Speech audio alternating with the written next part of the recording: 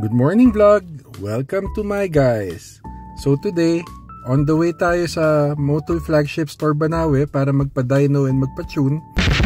Kasi titestingin natin yung bago nating clutch, yung Uni-Clutch Track Edition. Yung previous setup kasi natin, nag-start ng dumulas at around 380 wheel horsepower. So sana today, kaya nating abutin yung target horsepower natin which is above 400.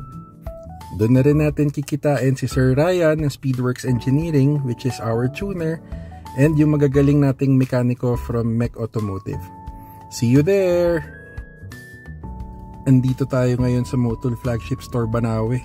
Talagang pag nagpupunta ka dito, akala mo palagi merong car show. At ayan, nabigyan na nga tayo ng dyno pack. Turn na natin para magpa-dyno. Good luck sa akin. Sana umabot ng 400.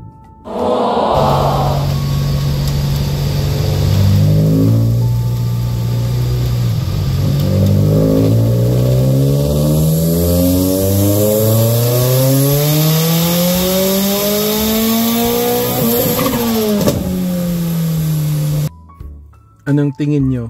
Umabot ba ng 400? Only one way to find out. Wheel horsepower reveal.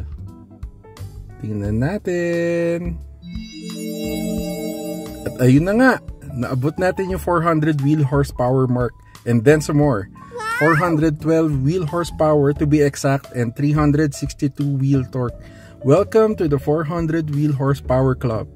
Thank you Sir Ryan ng Speedworks Engineering and sa magagaling nating mekaniko sa Mech Automotive. Salamat! Bye-bye!